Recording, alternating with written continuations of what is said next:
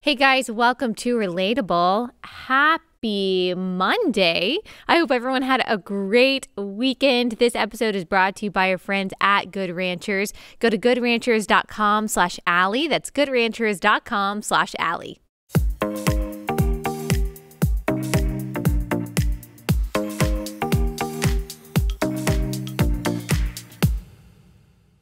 All right, today we are doing our part 2 of the traits that sound universally positive, but can actually be very toxic, not just for you individually, but also for society as a whole, especially politically.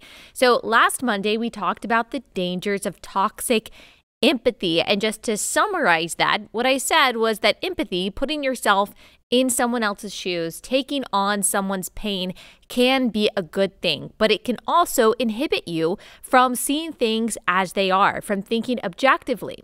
And when we don't see things as they are, when we refuse to look at a situation objectively, we aren't able to discern right from wrong or the truth from a lie. Someone's experience or someone's story can be so emotionally captivating to us that we allow that to characterize our understanding of reality as a whole. And that can be very dangerous because data can contradict someone's anecdote, or someone's anecdote can be true, and it's not necessarily indicative of a system as a whole. We used race and stories about race and policing and police brutality and narratives about systemic racism as our primary example of that because, of course, no one wants to be a bigot, no one wants to be a racist, and no one wants to disregard someone's story of experiencing prejudice or discrimination. And so we allow people's emotional responses to the news stories that we see or someone's lived experience to then characterize what we think about the system as a whole or what we think about trends in the United States. They cause us to come to conclusions that aren't necessarily supported by data or by truth. And as people who love justice, as Christians are called to do, Micah 6:8 is a verse that you see talked about a lot by social justice Christians. But if we love justice, it's not just a feeling, it's not empathy, it is actually looking at a situation or a case impartially without showing favoritism to who we think is the weak person or who we think is the great, more powerful, influential person. We have to be able to see things as they are. We have to be able to look at the truth, and empathy can actually inhibit us from doing that. And so we talked about the balance for Christians, how we balance compassion, which is important, and true love while never abandoning the truth. For the Christian, truth and love are inextricably intertwined. And so go back and listen to that episode if you haven't listened to it already.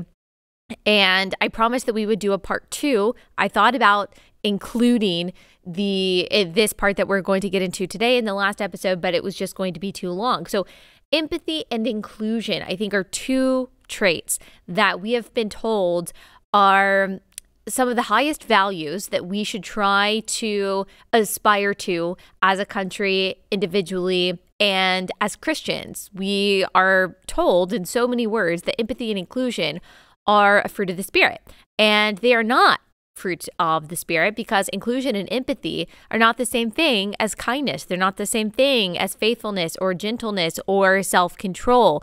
They can be subsets of those things, but again, not when they cause us to abandon the objective standards set in God's word of what is right, what is wrong, what is true, what is false. And so we're going to talk about inclusion today and how inclusion, unfettered inclusion, unconditional inclusion, inclusion coupled with the abandonment of the truth is actually extremely damaging, not just to you as a person individually, but also to our country as a whole. And I'll give you some examples of that.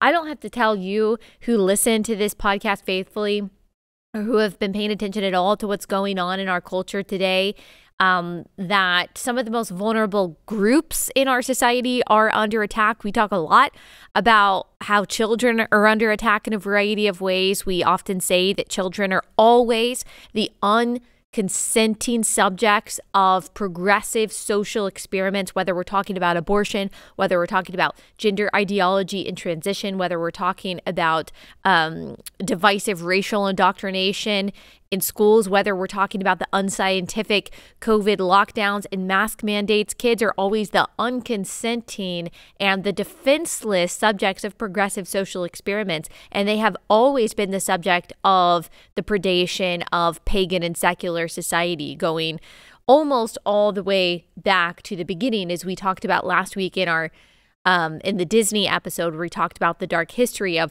gender grooming. Child sacrifice in one way or another has always existed. And when Christianity came around and disrupted the pagan notion that children and women and slaves are less than the adult free male and are just burdens on society, when Christianity came in and introduced this concept of radical equality, that we are all made in the image of God, of course, universalizing in Old Testament value of people being made in the image of God, and then taking it to the next level, that we are all equally dead in sin apart from Christ, and we are all equally heirs once we are in Christ by grace through faith. That was a radical countercultural notion, and we can't even begin to quantify how it has changed the course of history, and it has shaped cultures, especially Western cultures. I mean,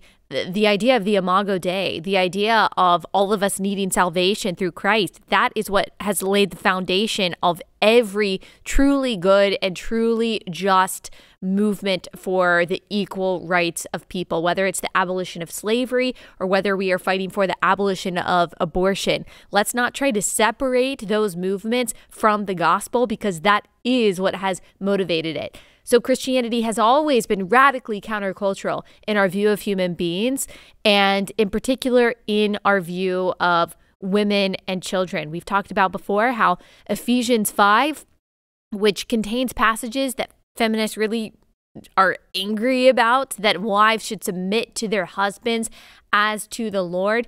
But that wasn't the radical part of Ephesians 5 at the time that Ephesians was written. The radical part of that passage was not that wives should submit to their husbands, which was normal at the time, in that wives not just had to submit to their husbands, but women had to also just submit to men in general. The radical part, the countercultural part of Ephesians 5 was that husbands were to love their wives as Christ loved the church and gave himself up for her.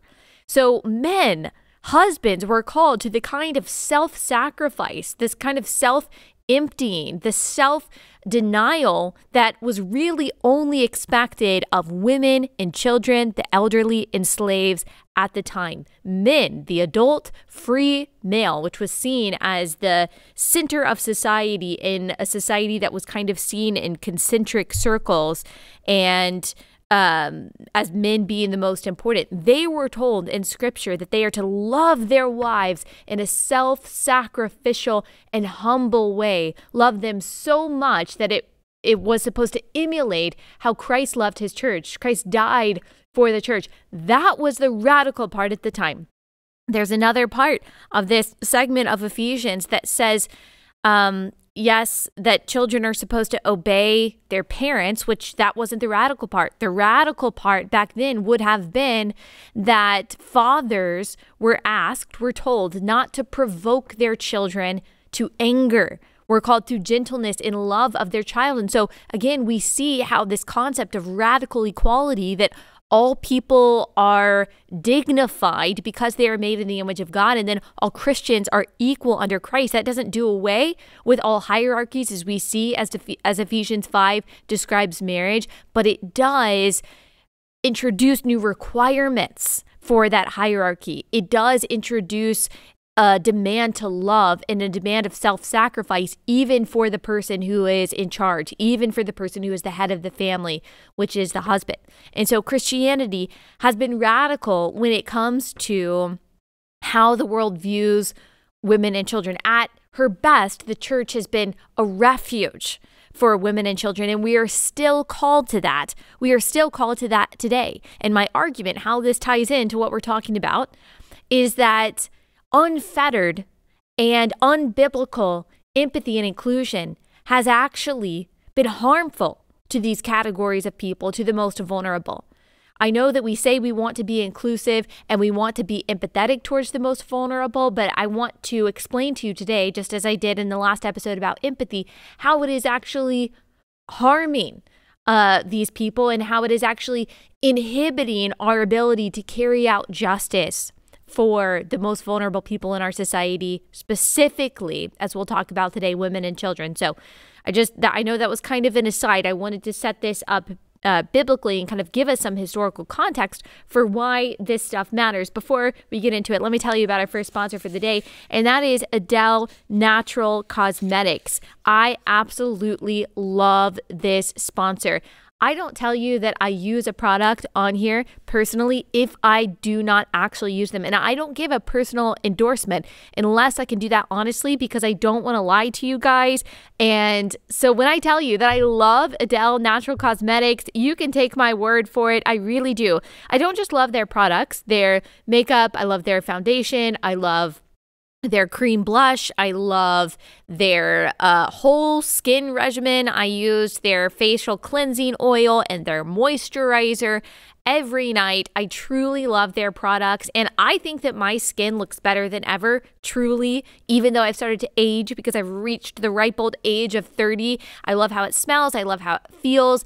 I don't break out because of this stuff. I kind of have sensitive skin. I don't have to worry about that with Adele Natural Cosmetics because it truly is natural. So that's one part that I love about Adele Natural Cosmetics. But then the other part, which I think is equally important, is that they're a great company run by a great family. They are a family-owned small company. It started all the way back in, it started because of a health crisis of the woman who started this company back in 1999. She discovered that natural can be a confusing word, and she figured that the only way she could create trusted products was to create her own products so she could know everything that was going into them. And so they are a Christian company. They share our values, and they really just put their heart and their soul into everything they do. So I feel really good about supporting them. I would support them even if I didn't know them and correspond with them, though, because their products are that good, but also they're just amazing people. And so you can feel really good about where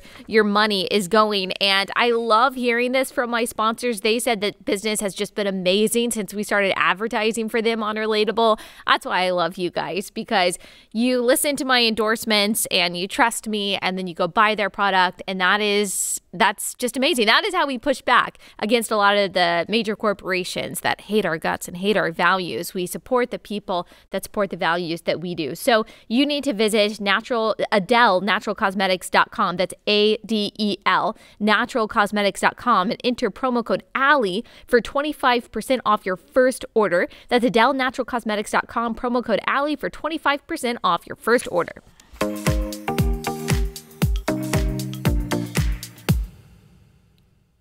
So let's talk specifically about how women are kind of under attack today, actually because of empathy and inclusion. So when it comes to women, we're not just facing our erasure because of inclusion, because you have to include all people by saying things like chest feeding and birthing people, but also like we are dealing with women as a whole mistreatment and oppression that comes from that erasure. So what I mean is we're not just getting rid of the word woman and feminine terms in our language, pregnant people, people with uteruses, chest feeding. I mean, that's truly so objectifying and offensive by the same people who say you can't reduce a woman down to her biological functions or down to her body parts. That's not what makes a woman. Well, those are the same people that are using disgusting terms like people with a uterus. Really? I mean, that really is like newspeak. If you have ever read 1984, they expand the language in 1984 while also reducing our concepts down to like the crudest terms. And so your mind is actually limited in what it is able to comprehend and what it actually knows. That's something that happens in 1984, and that's certainly happening now. People with uteruses. There used to be one word for that, and now we've expanded it to actually shrink our consciousness and our understanding of humanity.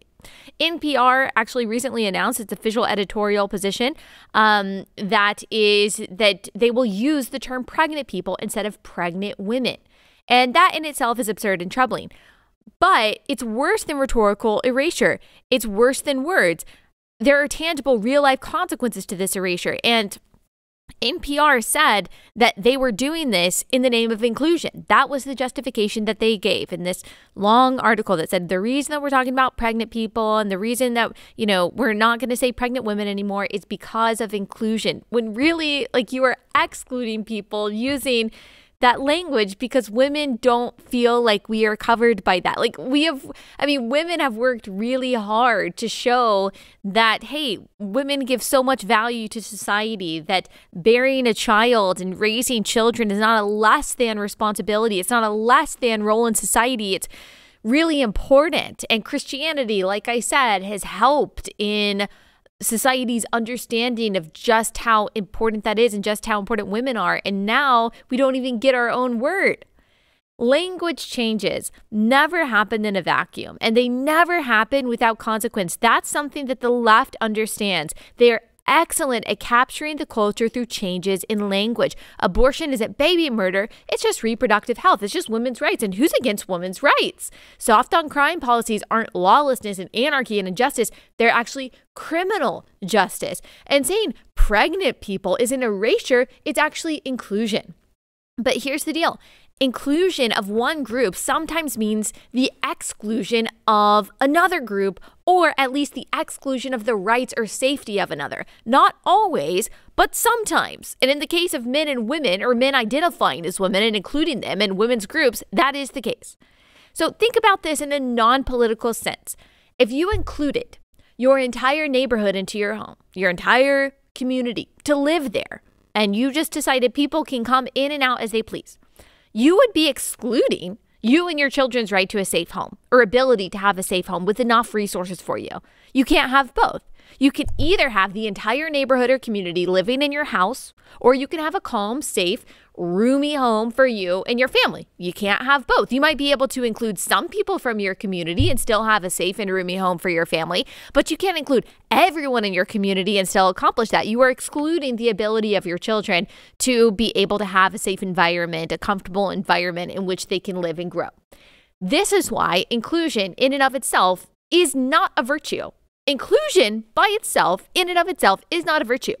It is not a goal. It is not a good aim of a country, a company, a team, or anything. Colleges don't include everyone. Athletic teams, Broadway casts, marriages, homes do not include everyone. And if they do, they actually cease to exist because standards and boundaries and definitions is actually what makes them what they are. They cannot be, without some kind of exclusion, what they were meant to be. They cannot perform their function. So if a cast of a movie included everyone that tried out, included people that couldn't act, it would be a bad movie. No one would want to see it. And it wouldn't deliver what it was meant to deliver. It wouldn't be able to function the way it's supposed to function. Every entity must exclude, because every entity has standards. It has to maintain the integrity of the function and the purpose of the entity.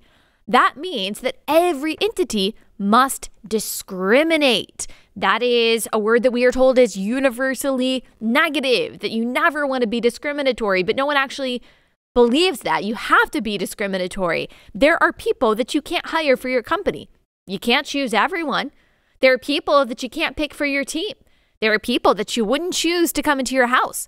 You discriminate against people by excluding them. Exclusion and discrimination have, as I said, negative connotations in our world today, and inclusion and equality have universally positive connotations. But the truth is, any entity will fail if they are endlessly inclusive and ensure everyone has equal outcomes. So no discrimination. The best entities exclude and discriminate against those that would threaten the function, the safety, and the goals of their organization or their country or whatever it is. Teams discriminate against players that aren't good enough by excluding them from the roster. You discriminated against other guys before you met your husband by excluding them from your list of marriage prospects. Businesses discriminate against people outside of their company by excluding them from employment, and maybe within their company by excluding them from promotion. Thus, the athletes, the guys in your life, the potential employees, and the employees in your company did not enjoy equality. They didn't enjoy equal outcomes. They were discriminated against. They may have been offered equal opportunity, but they weren't given equal outcomes. Exclusion and discrimination are a necessary part of our lives because they protect the form and function of organizations and entities.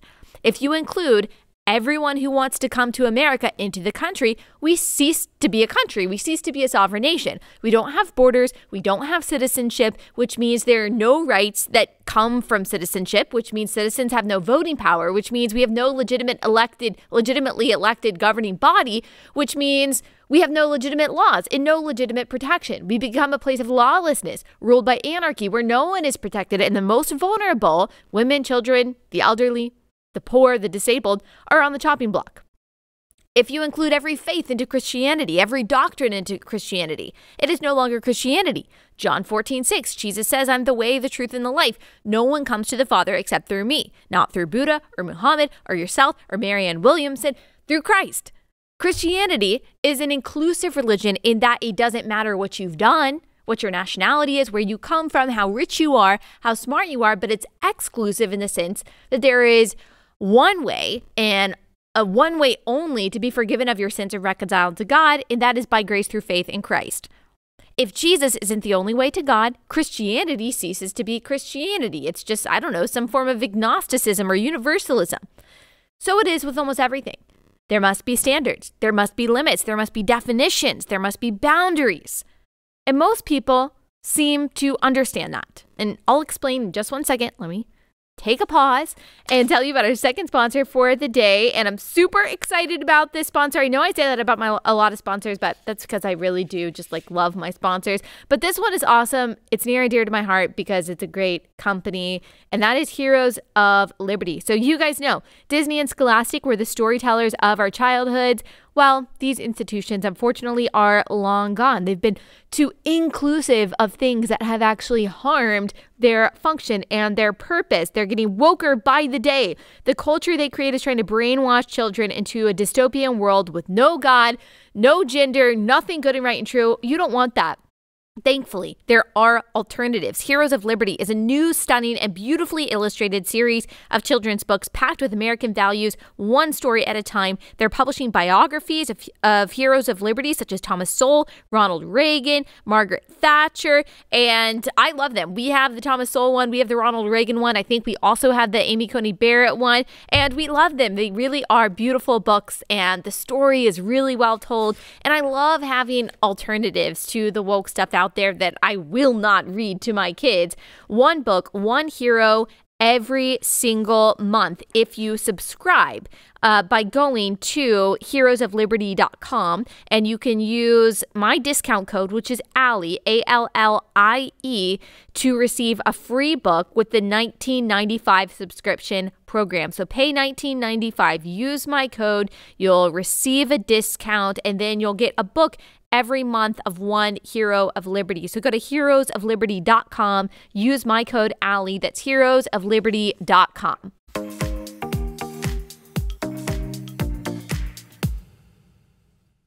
So most people understand what we're talking about in the necessity of exclusion and discrimination. And I'll talk about the different kinds of exclusion and discrimination in a minute, because I know that might be what you're thinking. Well, some discrimination and exclusion is wrong. And obviously I agree with you. We'll get to that difference in just a second. But when we say that discrimination and exclusion are universally, objectively bad, we're actually employing some cognitive dissonance there, because most people understand this when it comes to companies or colleges or castes. And at one point, not too long ago, we generally agreed that discrimination and exclusion is acceptable as long as it is on merit, or in the case of religious organizations, because of a biological or a theological or moral belief. But progressivism, the current left, doesn't really seem to believe that anymore.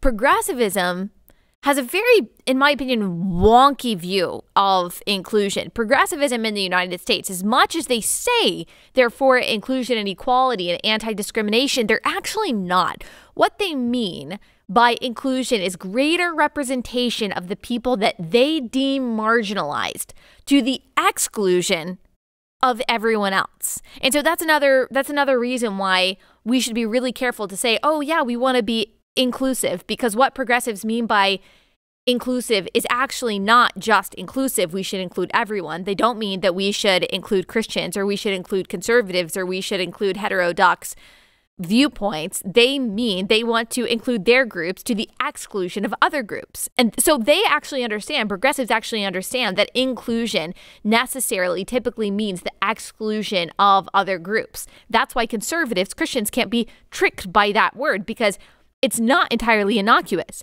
For example, affirmative action policies in academia, in the government, or in corporate America discriminate against, exclude whites and Asians in favor of Black Americans. In fact, every institutionalized form of discrimination today actually cuts in favor of Black Americans and against white and Asian Americans. That's a fact. You cannot find me an equity or an inclusion policy or program that does not explicitly seek to elevate Black people, even if that means excluding equally qualified or more qualified white and Asian candidates. That's been true for years. That's not just since George Floyd. That's been true for decades in the United States. There's actually a case before the Supreme Court right now about this regarding discrimination by colleges against whites and Asians. I think it's going to be decided by the Supreme Court this summer. Progressives are also okay with inclusive policies that exclude the rights of those that they deem less important or that they view with hostility. The Equality Act is a great example of that. Churches and religious schools would be forced to include employees whose sexuality or so-called gender identity is against their faith's teachings, to the exclusion of these organizations' rights to practice their religion sincerely.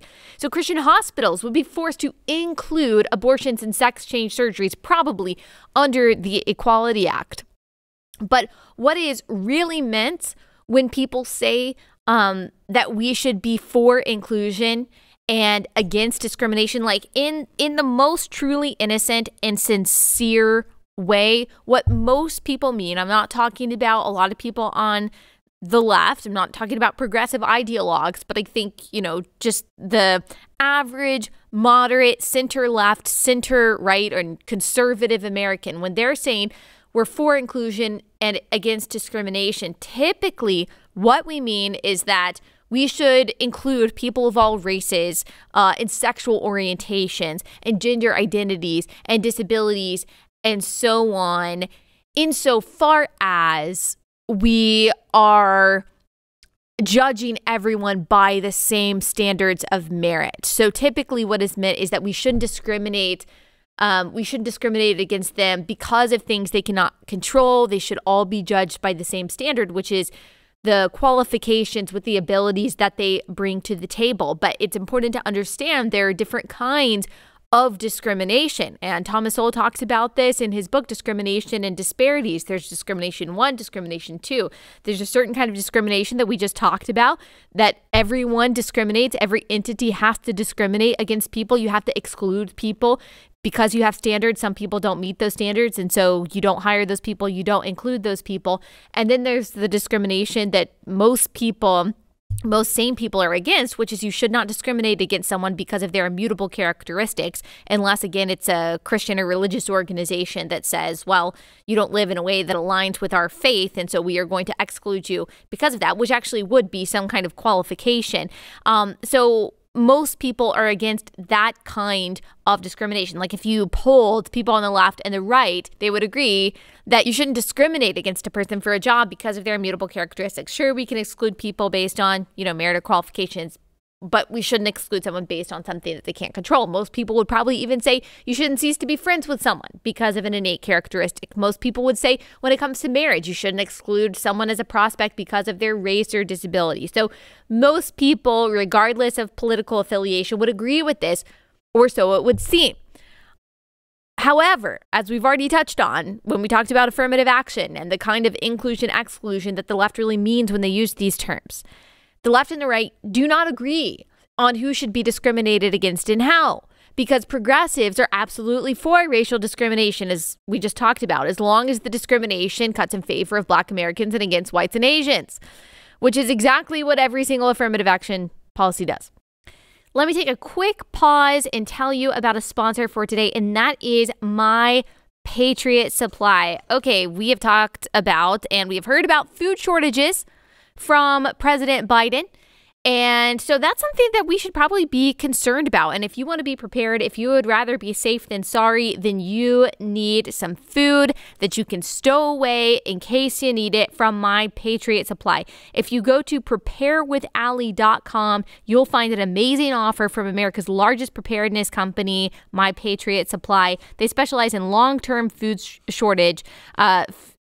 long-term emergency food storage in case of a shortage. When you go to preparewithallie.com, you'll save $150 on their 3-month emergency food kit. Get one for each member of your family. They've got a wide variety of food that you'll really like. Save $150 if you go to preparewithallie.com. Again, go to preparewithallie.com. That's preparewithallie.com.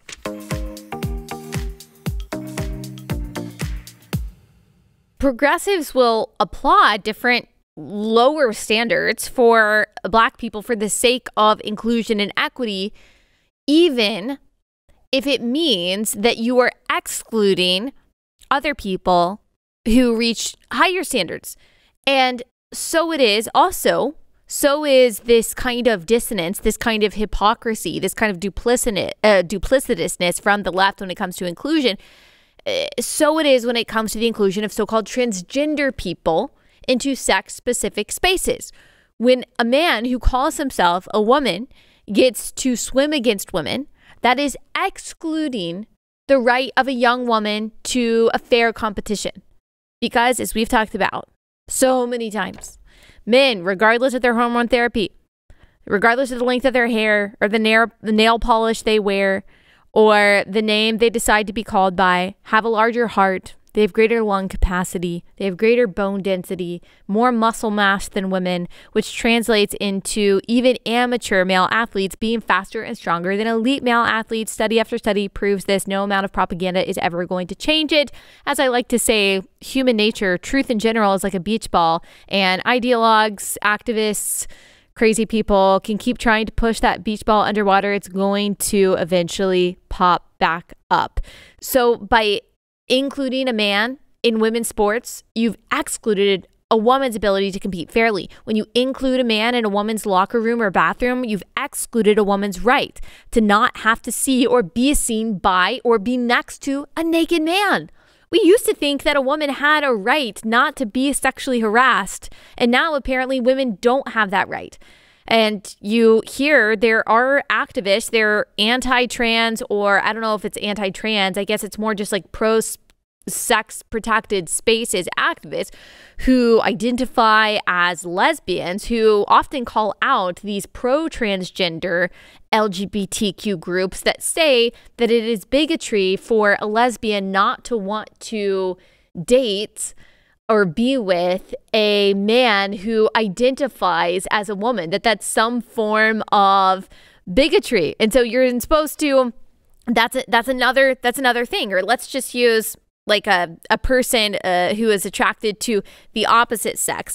If you are to include, if it is inclusive to include so-called transgender people in your dating pool, then that means that you're no longer heterosexual, because you are being forced for the sake of empathy and inclusion, or you are being pressured for the sake of empathy and inclusion to date a woman who identifies as a man if you are a woman. And we are told that that is what you have to do in order to be inclusive and empathetic. You are excluding your right, your ability to actually be with someone that you are attracted to, and you cease to be the thing that you are.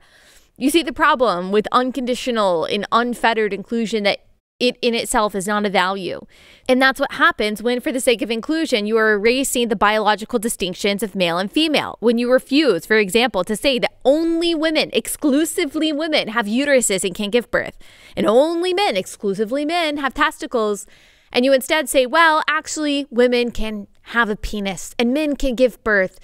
then you no longer have any justification for the separation or the special protection of the sexes. That's a problem, not just when it comes to female athletics, not just when it comes to female locker rooms and bathrooms, although those spaces are really important, but also in domestic abuse shelters where women should be protected against men. Yes, even men who say that they are women. And they need to be protected in prisons. Right now, in states like Washington, in Oregon, in California, I'm pretty sure this is true in Canada. I'd be shocked if it weren't.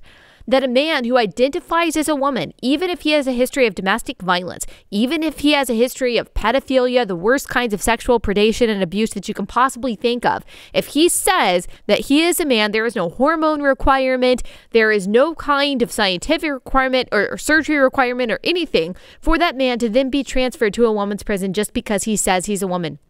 That's what postmodernism does. Postmodernism, which says there really is no truth except for your truth, except for what you decide is true. There is no objective reality. There is no science that can be easily comprehended. Everything is something that is kind of intangible, and only these activist, ideological academics can really tell you what's true. And these ideological activist academics who have pointless degrees in gender studies, they are saying with their fake authority that for a man to be a woman, all he has to do is say that he's a woman. That's the problem with credentialism. That is the problem with postmodernism. And that is, of course, in essence, a product of godlessness, because God is the source of all truth. And scripture tells us who he made us as, which is male and female. So of course, when you abandon God, you're going to end up abandoning truth, even the most obvious truth, that there is a separation and distinction, an important distinction between men and women, because we are the weaker sex. I know that some people say this is internalized misogyny, or this is whatever it is. This is some kind of sexism to say women are physically weaker. On average, the vast majority of us are shorter and smaller and weaker. We have smaller bones. We have less muscle mass. We don't have as much aggression because we don't have as much testosterone. We are weaker and we are subject to male predation. That's why the vast majority of domestic abuse victims, of rape victims, are women. And the vast majority of people who are perpetrating those crimes are men. That's not a coincidence. That's not societal conditioning. That's not some kind of stereotype. That's been true for all of human history. And yet, that is the consequence of unfettered inclusion. Unfettered inclusion means that you are unable to create safe spaces, something that I thought the left cared about, but they're really only talking about the danger of hurt feelings. They're not talking about the danger of hurt bodies of women who are forced into prisons with men who identify as women. Unfettered inclusion excludes our ability to protect the most vulnerable, to protect women and children. And that is why, once again, the church should be not just a refuge for these women and children, but a beacon of light and of clarity. That's actually why it matters so much, guys, that our language is clear, that we don't give in on the pronoun stuff, that we refuse to call a man she or her, that we refuse to call a woman he or him, even if that is their identity, because we deny that it is possible to identify as something other than what the body that God gave you says that you are. There is no biblical or scientific, truly, category of gender identity as something that is a departure or detached from sex. And so because we believe that God is good, because we believe that he is the creator of the universe and he is the authority over right and wrong, what's good and what's bad, what's true and what's false, because we believe the first chapter of the Bible, that God made us in his image, male and female, because we believe that and we know that he is love, 1 John 4:8. Therefore, everything that he says, everything that he designs, everything that he defines, everything that he includes or excludes is all done and said from love. because we know that, and we know therefore that we cannot outlove God, we cannot out-truth God, we cannot outsmart God, we cannot out-justice God. It is the most loving thing that we can do to agree with him. Therefore, the most loving thing that we can do is affirm that God made us male and female, not just because of all of the very tangible and physical and psychological consequences that this ideology is placing on young people, but also just because it's obedience. What does Jesus say loving God looks like? Obeying his commandments. It's not unfettered inclusion. It's not unconditional empathy. It is not the abandonment of truth because you want to make someone feel comfortable. I'm not saying we should be unnecessarily harsh or brutal in our language. I'm not saying that, but I am saying that the truth cannot be extracted from biblical love. What does 1 Corinthians 13 say? As we talked about last week, love, biblical love, the only true kind of love that exists, rejoices in the truth. It doesn't rejoice in wrongdoing. It rejoices with the truth. And we've also talked about, which we won't get into right now, the dark roots, the demonic history of this gender ideology that I think that if we knew the connections, this ideology and the people who started this ideology, the people that were on the front lines of this activism, if we knew the true nefarious motivations and the perversion that is innate in this ideology, we would realize that the people who are a part of it today, they have actually fallen prey to its predation. And the most loving thing that we can do if we want to be lovers of justice, lovers of true liberation, liberation from sin, is speak the truth clearly in love. The church has always been, at her best, a refuge for the most vulnerable, which throughout history has been mostly women and children. And we're still seeing that today in new ways. We're seeing new forms of child sacrifice. We're seeing new forms of female subjugation. And so the church needs to take up the torch that it has always taken up, that it has always been our role to be a beacon of truth, to be a lighthouse in the storm, to be a refuge of clarity. The world is so confusing and chaotic and turbulent. Let us be a refuge of clarity for people who are confused. You cannot do that unless you are speaking clearly. Do not fall into the trap of saying, well, we just have to be inclusive and loving, or inclusive and empathetic. We should be loving, truly biblically loving. But don't buy into the trap that true biblical love means unfettered, unconditional, worldly inclusion and empathy, because it doesn't. These things can actually be inhibitors of true biblical love of the most vulnerable. All right, I have another sponsor for you before we get out of here, and I've got a couple more things to say, and that is Start Mail. So free email services like Gmail and Yahoo aren't really free. You pay with your privacy. In fact, internet giants like big tech bank on exploiting your data by selling it to the highest bidder. Your business plan, Google has it. Your medical records, Yahoo can sell them to drug companies. So if you don't want your information to be exploited, if you don't want to be the product that these free services are selling, then you need to use Start Mail. We use Start Mail in our family. My husband, he talks about it all the time. He absolutely raves about Start Mail. He loves the privacy that it offers. It keeps email private. When you delete an email, it's gone forever. They use their own server, so you don't have to worry about it getting kicked off servers. That's what happened to Parler. You might remember the transition is really easy. It's backed by the most stringent privacy laws in the world. It protects your identity. You have endless aliases that you can use.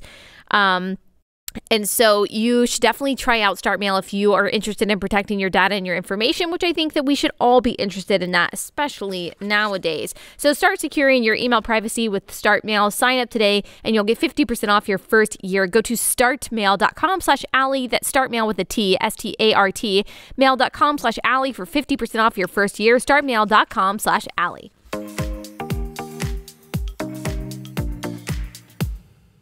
Okay, guys, that's all we've got for today. Thank you so much for listening. As usual, we will be back here tomorrow with a fun Q&A that I know that you guys are going to love.